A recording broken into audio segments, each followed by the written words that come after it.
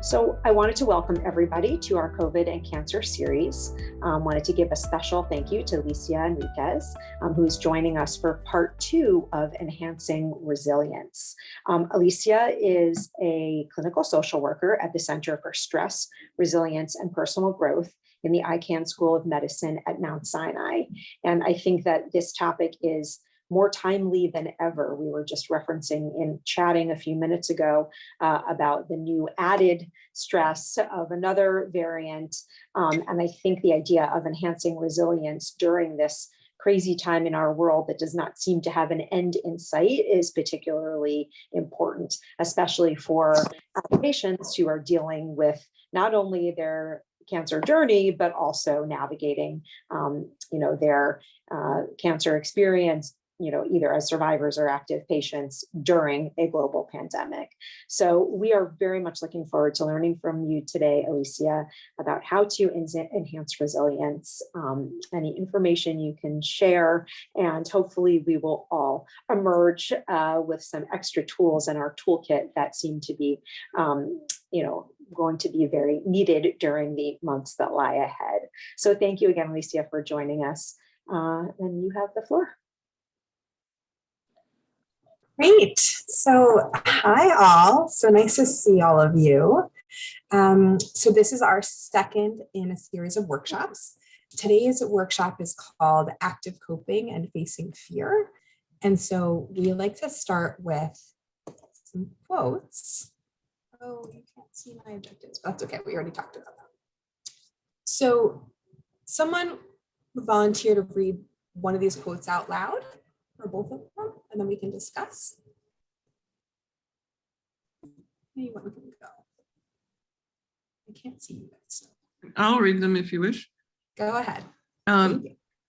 Not everything that is faced can be changed, but nothing can be changed until it's faced. James Baldwin, yay. There are two kinds of worries, those you can do something about and those you can't. Don't spend any time on the latter. Duke Ellington. So what are your thoughts about these quotes? What does this bring up for you? What do you think the meaning is? I totally agree. I mean, for myself, I feel like I've faced some of my issues. I'm going to cut out this quote and send it to my friend. But maybe that's inappropriate. I don't know any longer what's appropriate and inappropriate. And there are two kinds of worries.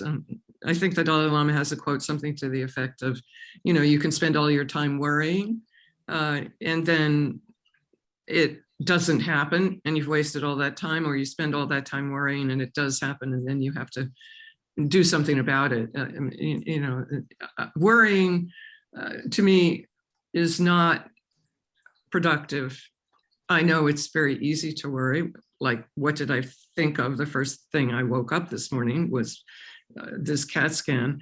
But I personally actively try to not engage in worry because it is such a disastrous state of mind. Yeah. What do others think about these quotes? It plays right into my fears that I'm not always doing everything that I possibly can to help myself on an everyday day. I think along with what Joan said, they say you could die once or you could die many, many, many deaths, and it's like always fearful or just live your life. But I do want to cross every T and dot every I about every channel open to me with regard to helping myself, even though I really don't stress it every day. But because of that, I wonder if I am doing everything to help myself, if there are things I can change that I'm just not aware of. And that is worrisome to me. My cancer did take a turn for the worse, but I started a new treatment and they seem to be fairly hopeful. It may go on. I'm beginning to realize that this is not something that, like, you treat an injury or you treat a normal illness. This is something I might be facing for the rest of my life and dealing with it for the rest of my life. And it's a little upsetting. Definitely. You know, both of you talked about power and control, right? About things that were within our power and are not within our power, right? So the first one really reminds me of not everything that is faced can be changed, right? So even if you do know it, even if you are aware of what's going on, even if you know a lot about your diagnosis, even if you are aware of what medication you're taking, even if you know all the research, right? So even if you have all of this knowledge, sometimes you still don't have the power to change it, right? Even though you have all this knowledge, you don't get to change the fact that you are currently with cancer, right? That's not something within your control. So the other side of this quote, though, is nothing can be changed until it's faced, right? So that part in particular is talking about avoidance. Because a lot of the times when we are fearful or afraid of something, we avoid it, right? That's a very natural defense mechanism that humans have, that all animals have actually, of not wanting to go where the scary thing is, right? Like when we're a little kid, we like hide under the covers, right? Because like there's a monster under the bed, right? We try and avoid it. We don't go towards it. But we actually lose something in that. Who had something to say? Sorry, I can't see everyone. Go ahead. Well, I could say something about this. When I was a teenager, my father used to teach or taught me not to get upset about things I had.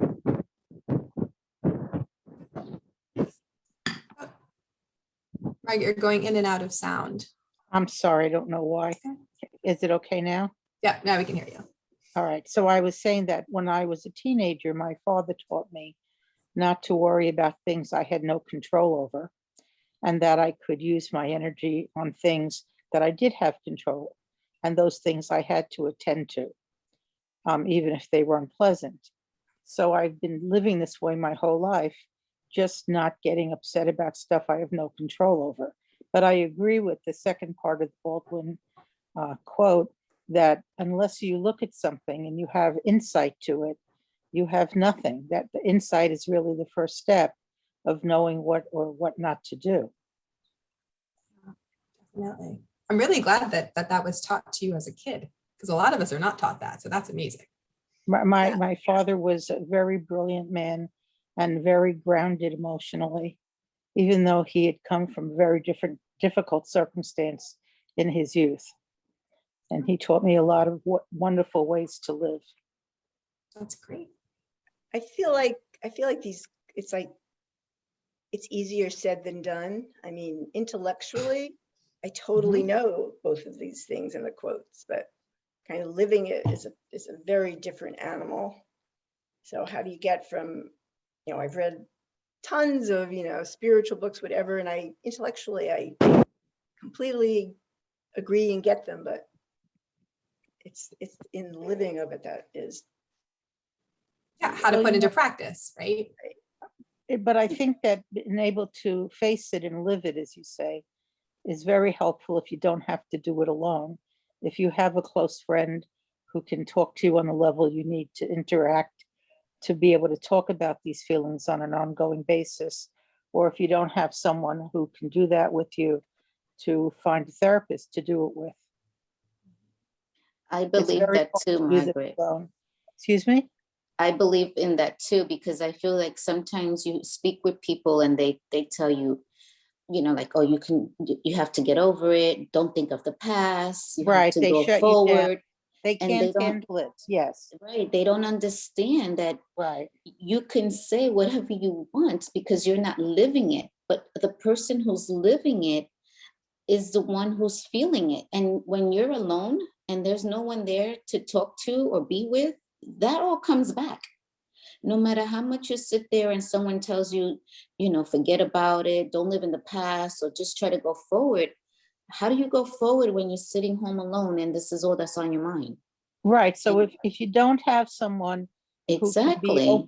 open to you and be able to interact with you, even if they didn't go through it themselves, but they're more mature emotionally, let's call it, that they can hear you and they don't have to shut you down because And they're don't afraid of knock you, right? feelings, you know, Right. what gets engendered in them. If you don't have someone personally in your life, you can find a good therapist to do it with, because doing Yeah, it alone is very, very difficult. it is very difficult. And I feel like every time I say something, like I'll say something like, oh, I remember even now with the Christmas holidays, I see people's homes being decorated, and it starts to bring back memories from me. And the person's like, well, don't think about the past. Well, to me, that's a good past. I used to Right, love that. but they're shutting you down. They're not Right, doing it on purpose, but they can't handle it. right. And I So they're said just, to them, yeah, go ahead, go I'm ahead. sorry. No, go ahead, you No, finish. no, I'm finished. No, I said to them that, they can say whatever they want. And I say this too to many people, but you don't realize how difficult it is unless you're living it. When you're living it, you really feel it and see what it's like. And when you're alone, this is what happens. All of this comes back. Both of you hit on really good points of social support is one of the #1 resiliency factors. So whether it comes from friends or family or neighbors or support groups or a therapist, right, that all counts. And science has actually proven that people who have more support become more resilient because of the fact that they have support, because they're not going at it alone. Hildred, you raised your hand. Go ahead. Yes, and like Nancy was saying, there are some people who think that you should put the past behind. But one thing I always say that for me, the past is the stepping stone to the future. And so if I can't identify with my past, this would prevent me from moving forward, because it's looking back on what you might have done negatively in the past that will help you to move positively to the future.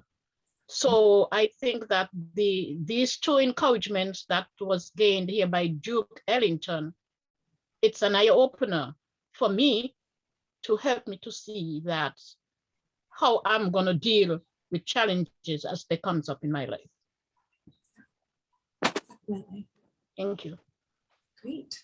Anyone else have any comments on these quotes before we move on?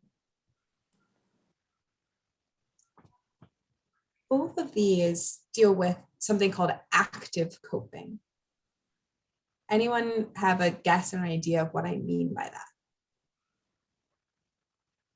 Please repeat. Active coping is what they have to deal with. There's passive coping, and then there's active coping. Well, I would think you mean by active coping that you allow yourself to be in touch with all of your feelings, good and bad, positive and fearful or whatever. And you incorporate that into your daily life instead of shutting down the fear part and denying it and burying it, which takes too much energy to maintain, which then impairs you from living what you can live in the present. Definitely. Where passive coping I would think you mean repression and denial, which is not very helpful. Great. Yeah, because active coping, right, is what we're looking for, right? Both ways are ways to cope, right? We have ways to cope, to deal with things. And if we do it passively, right, avoidance, right, hiding under the covers, it's still a way of coping. It's not the greatest way of coping, right? So we want to stay more on the active side of like acknowledging what we're feeling and then recognizing the thought behind it, right? And we're going to talk about cognitions in a bit, but recognizing, okay, what am I thinking right now? And is this something that I have power or control over to be able to change? Someone else had something to say.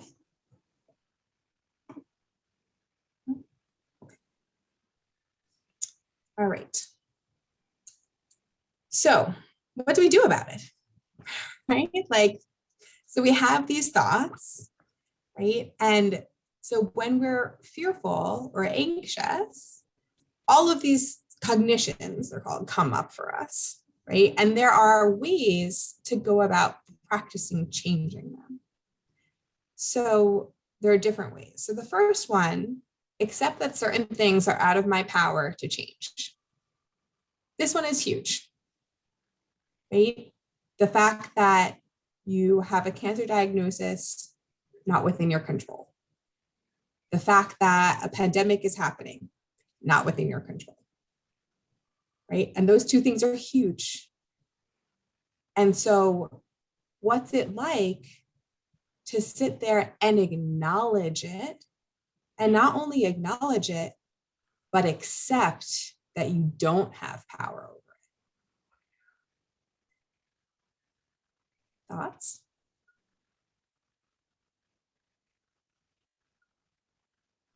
Have you thought about it in this manner before? Particularly with acceptance. Well, I've thought about this many times, if I could speak up. And what I can't control is the cancer and the side effects from all the treatments, et cetera, and the reduced quality of life that causes. So trying to accept that and have some peace about that, which goes in and out depending on the day, it's a much better place to be accepting than to constantly trying to fight it and you can't do anything about it. So I feel that being in touch with my feelings, even when they're upsetting and dire, is a better place than not dealing with it at all, or trying to deny it, or make like it's not happening, or blame myself for it or whatever. So I think that acceptance is very important, even if it's painful. Yeah. And in addition to that, the acceptance, right, helps you in terms of acknowledging, right? And then being able to recognize, well, what is within my power, right? The fact that I have cancer and I'm on all these medications and I have to attend the appointments on a regular basis and I'm immunocompromised and there's a pandemic, right? All of those things not within your power.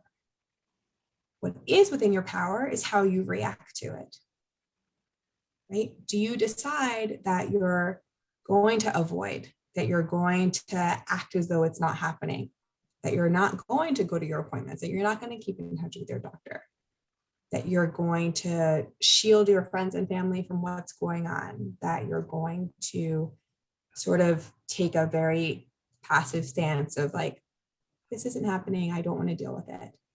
Right? Or do you decide, you know what, this is what's happening and this is what I'm going to do about it? Go ahead, what's something to say? So in the list that you just ran through, you mentioned shielding your friends from what you're going through. And I have a real difficulty with that. Partly because I don't wish to say, you know, let's say I have 7 friends and I would have to bring each one of them up to speed. So for me, I have to go through the same narrative, watch their reaction, support them in their reaction, essentially take care of them. And I feel sometimes that, I mean, my close friends, of course, I'll tell, but the next level of friendship, I don't know. They know that there's something wrong with me, that they don't know any specificity. I just don't know whether shielding my friends, I don't see it as shielding. I see it as being proactively involving, protecting myself. Right. That's very important. It's extremely important. More important, your needs have to come first, because if you don't take care of you, who's going to do it? And that's within your power, right? You Right. get to decide who you tell, who you don't tell, what level you tell, right? Like how much information you share. Mhm. And so that's completely within your power to say, no, I don't want to tell you. Yes, I do want to tell you. Or yes, I want to tell you, but this level, right? And maybe someone you tell more. When I said it in that grouping, I was talking more about like complete and total isolation. Oh, I see. Like we said before, a support system is like very high on the resiliency factors of feeling better in general. So if there's no one, if you're not sharing with anyone, you're just going through it alone, it makes it much more difficult. Yes, I totally agree with that. Oh. Yeah, and that's why I'm so grateful for the Women to Women group, because we can use a lot of shorthand. You know, we don't have to. I don't know. We don't have to go into the level of detail, but there's understanding, and that I'm very grateful for. Definitely. Yeah. Thank you. So the next one is appraise my views of a situation to open new possibilities for coping and problem solving. Who wants to take a stab at what they think this means or what their version of this means for them? I could give you my version. Yeah, go ahead. Plays into my fears. You know, I'm pretty accepting of what's going on with me. I have a very excellent support system. I go to all the appointments. I try to be proactive. I make lists of things that worry me and upset me. I take it up with the doctor. I'll ask people. I'll text. But sometimes someone will open up a new area for me. Like they'll say things like, maybe you should see another specialist, or maybe, you know, they'll tell me they'll look at other forms of treatment. And these are things, you know, I guess I tend to trust the medical professionals that I'm with. And it is difficult, and maybe it is a bit of denial to think that these professionals are anything but perfect and come up with the best answers. That's denial.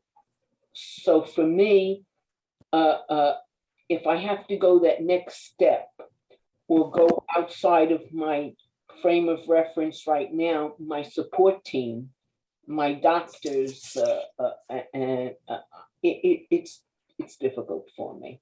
I don't know if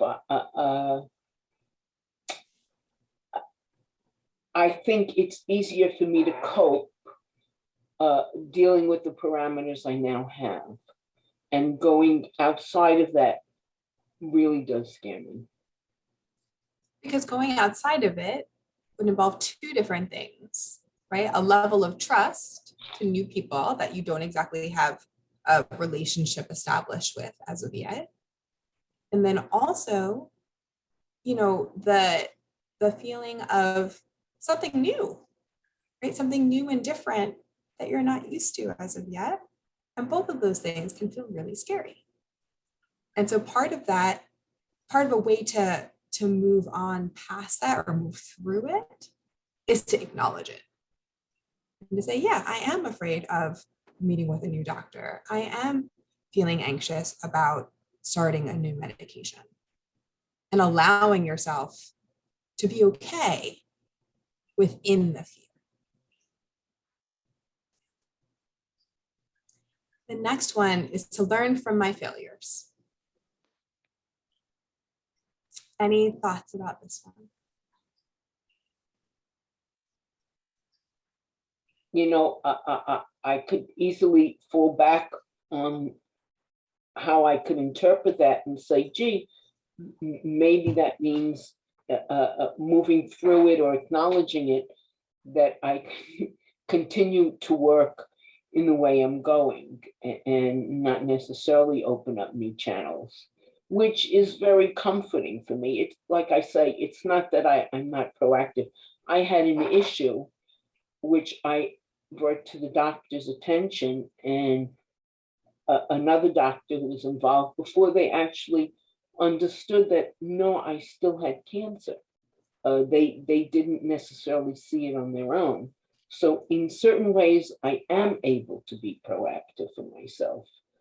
Going out of, I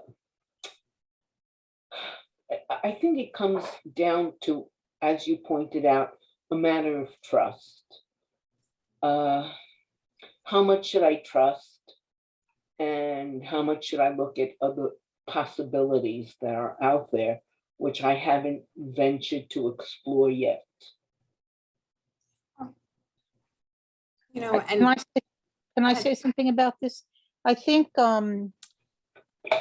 when people have difficulty going for second opinions, let's say, not necessarily rejecting their medical team, but going to another place and getting another opinion, it's because of the fantasy that doctors are like parents and they know everything and they're going to take very good care of us, when the truth is they're just people. They make mistakes all the time, or they have a limited way of how they work, or they don't suggest things to some people. So I think that it has a lot to do with transference and the fantasy that you're in this subservient position and the doctor knows everything. And if you can look at that and realize you're an adult, you have a brain, you can go for even a number of second opinions if you're concerned you're not looking at everything possible to do for yourself. And you could still go back and still work with your doctor if you want, but at least you've looked into the field to see what else is available and you're no longer in that childlike position. So I think that's a good way to look at it also. It's a great point.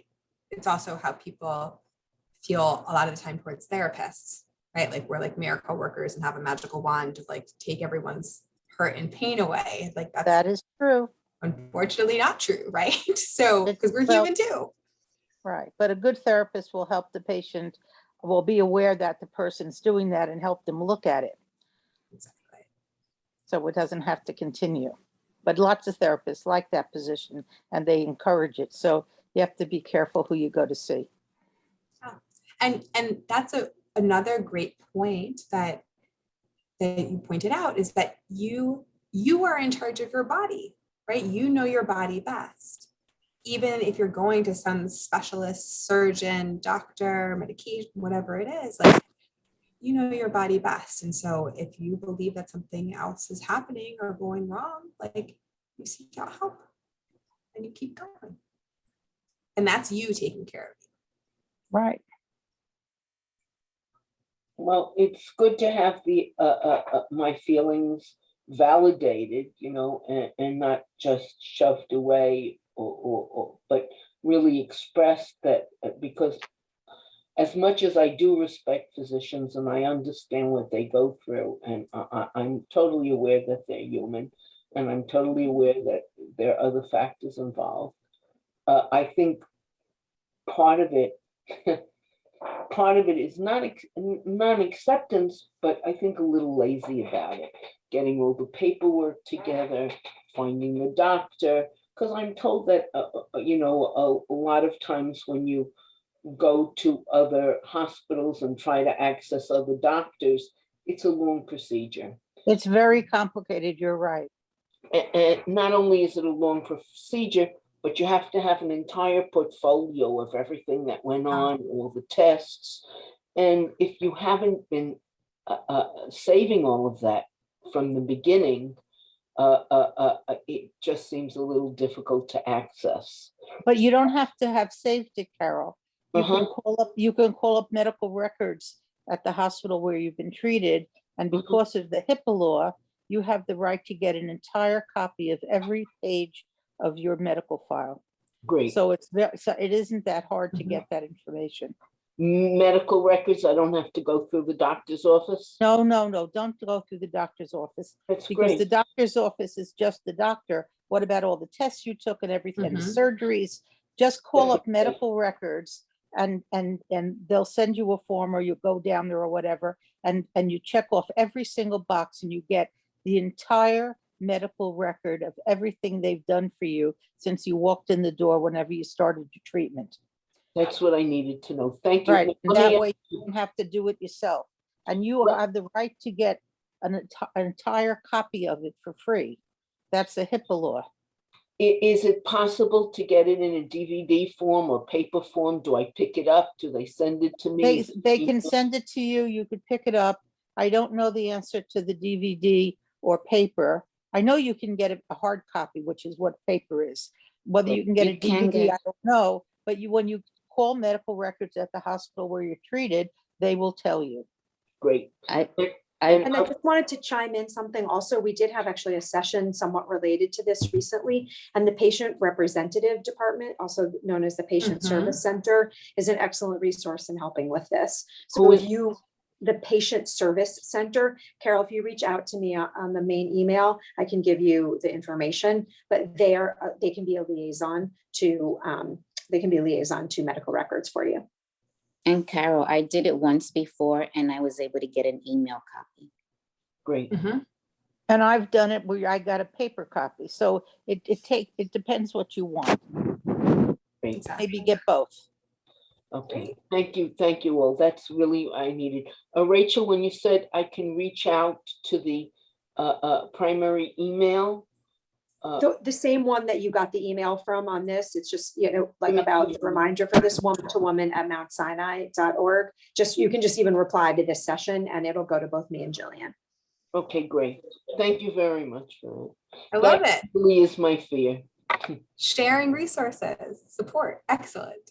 Robin, you've had your hand raised. Go ahead.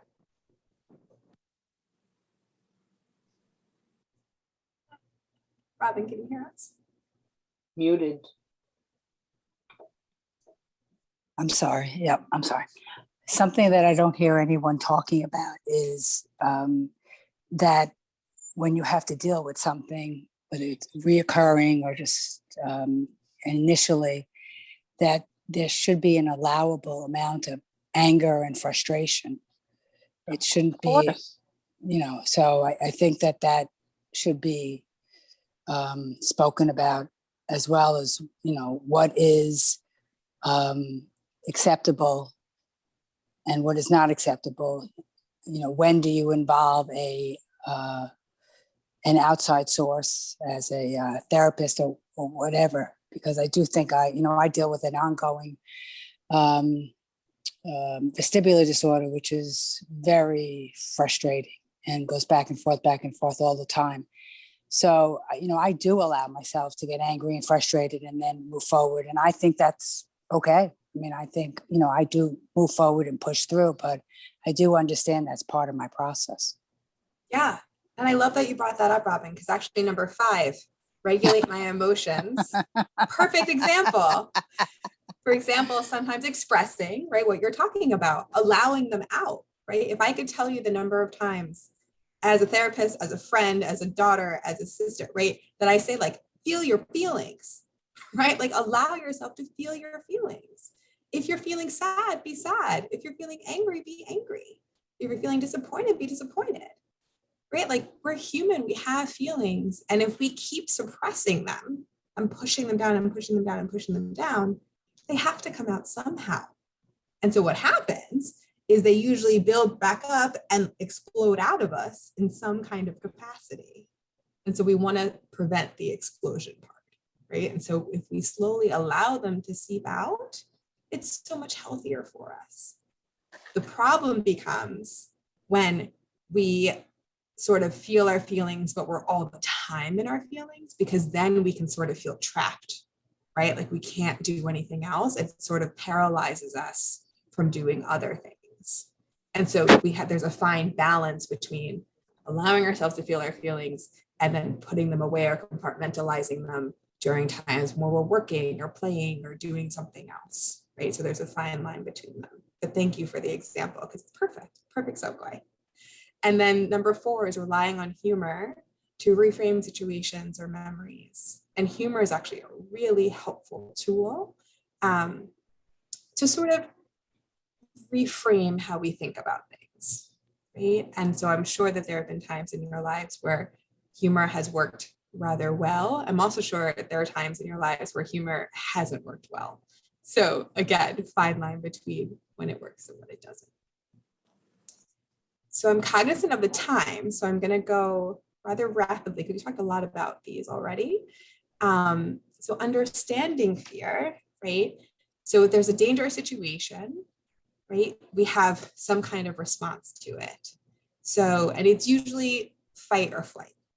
So there's in trauma, right? So like there's a bear in the woods, right? And we're afraid of the bear and the bear is coming towards us. We have different responses we can take. We can either go and fight the bear, right? We can either run from the bear, or the third one that's not on here is we can freeze, like a deer in the headlights. We don't know what to do, right? And so think about which reaction you have to which situation. And you can have different reactions to different situations within your life. And once you acknowledge and recognize what reaction you have, then you get to decide what you're going to do about it. When we do recognize whatever reaction we have, and this goes back to the memories, right? Sometimes we get paralyzed in it, that it keeps happening over and over and over again, even though we're no longer in front of the bear, or the bear's no longer in front of us, right? So we take the bear away, we like finished our hike, we're good to go, but now we constantly keep thinking that the bear might be around, right? That's like hypervigilance, like continuing to look around the world for something that we're afraid of, even though it's no longer there. Right? And so that can lead to really severe continuous trauma or post-traumatic stress disorder. And once you start recognizing that in yourself, that is when I would suggest reaching out to a mental health professional, because that's something that needs to be worked through. Because if not, it'll just continue to stick with you. And I'm sure you all know that when you have these continuous feelings, it becomes exhausting, right? Because all of your energy is put towards doing this thing. So what do? We accept it's okay to be afraid, right? We talked about this. And we don't avoid whatever the situation is.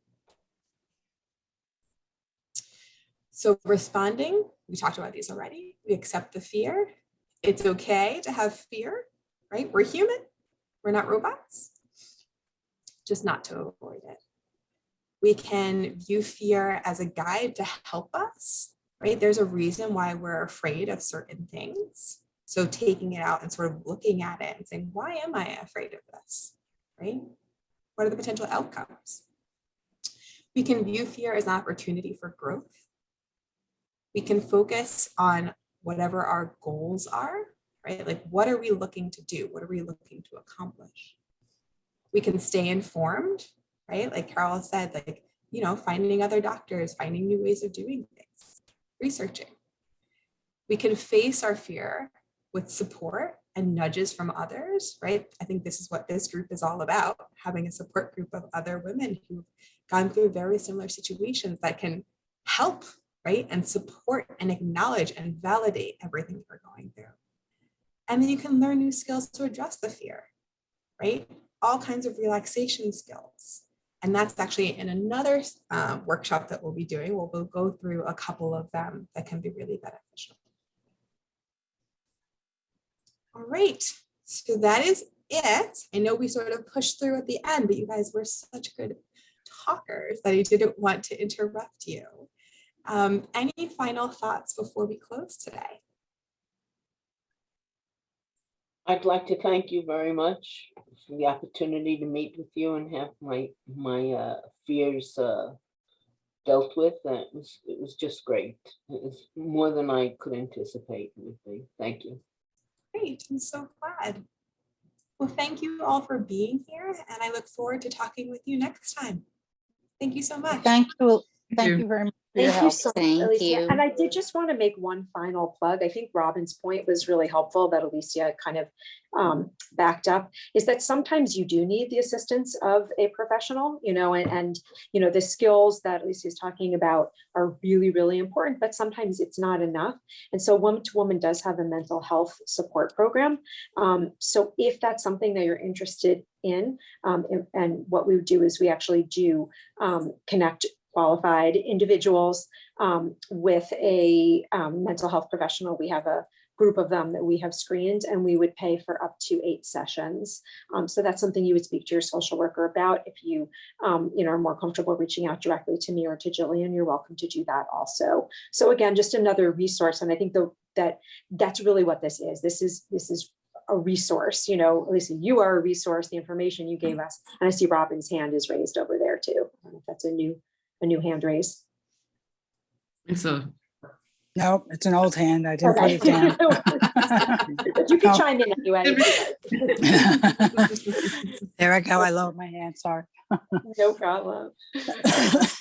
Thank you so much. Thank you all for being such amazing participants. This was a great combination of information driven, but also really getting to what is the most salient issues for everyone here. And Alicia, you did a great job leading. People obviously feel really comfortable with you and very connected with you. And looking forward to the third session, which will be not next month, but the month after. So thank you all again. And thank you so much for taking the time to be here today, come together as part of the community. And we are all here for you. Take care. Thank you. Thank you. Happy Thanks, holidays. everybody. Thank Thank you. you. Bye-bye.